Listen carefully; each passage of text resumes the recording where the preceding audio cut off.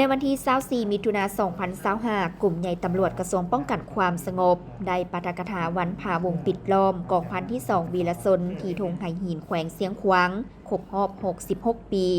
และวีรกรรมโตนขุกอย่างมหัศจรรย์ของบรรดาผู้นำของภาคและแนวราวหักชาติครบรอบ65 ปี พร้อมทั้งมอบใบยั่งยืนหน่วยภาคปลอดใสเข้มแข็งนักแน่นประจำปี 2024เข้าร่วมและปาฐกถาโดยสหายพลจัตวากองสวัสดิ์บุญเลียงคณะภาคกระทรวงเลขาคณะภาคหัวหน้ากรมใหญ่ตำรวจกระทรวงป้องกันความสงบมีคณะภาคคณะบัญชาอ้อมข้างกลุ่มใหญ่เข้าร่วม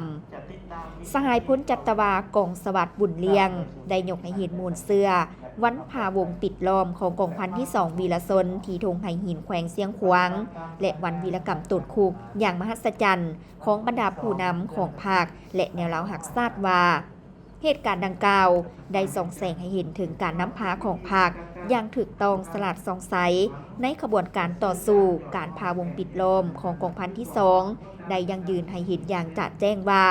เมนไซสนาอันใหญ่หลวงของกำลังประกอบอาวุธที่อยู่ภายใต้การนำพาของภาคเป็นประวัติศาสตร์อันสำคัญของชาติของภาคของกองทัพและเป็นบทเรียนอันล้ำค่าที่สุดให้แก่ขบวนการต่อสู้ของกองทัพและประชาชนญาติเอาไซสนาซึ่งแสดงให้เห็นถึงความบริสุทธิ์พุทธพองความจงหักภักดีความสามัคคีเป็นจิตหนึ่งใจเดียวความอดทนมั่นเหนียวบ่คอนแคลนต่อการนาบคู่หลอกลวงของศัตรูนำใจสู่โหบพิละอาจหารและไหวพริบของกองพันที่2ได้เป็นแวนแยงเป็นการปลุกระดมอันแห่งกล้าให้แก่ขบวนการปฏิวัติเพื่อสามารถพาวงปิดล้อมอย่างมีไซพร้อมเดียวกัน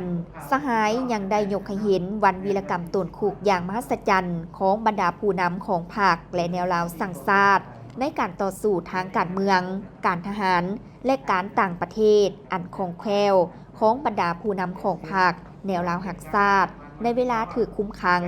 และในเวลาตนออกจากคุกแล้วซึ่งแสดงถึงน้ำใจต่อสู้ปฏิวัติที่กล้าแก่นเด็ดเดียวเหนียวแน่นบ่ยอมจำนนของบรรดาผู้นำและย้อนการนำพาอันสลัดสงสัยและปีศาจสามารถของประธานไก่สอนพรหมวิหารย้อนมีน้ำใจหักชาติอันแห่งกล้าของบรรดาผู้นำที่มีความกล้าหาญตัดสินใจต่อสู้ยอมเสียสละมีความปีศาจสามารถขนขวายศึกษาอบรมสารวัตรทหารเฮ็ดให้ศัตรูกลายเป็นมิตรสหายห่วมตายน้ำกันย้อนสารวัตรทหารมีน้ำใจหักชาติอันดูดดื่มย้ำใดก็มีความจงหักภักดีสื่อสัตย์ต่อผู้นำสุดขีดกลายเป็นผู้ไขประตูห้องคุมขังแต่ละห้องไขประตูคุกแล้วป้องกันและพาทางให้ผู้นำของภาคและแนวราวหักชาติย่างออกจากคุกผลเค็งไปสู่เขตที่มันอย่างปลอดภัยจากนั้นก็ยังได้มอบใบยั่งยืนให้หน่วยภาคปลอดใสเข้มแข็งนักแน่นประจำปี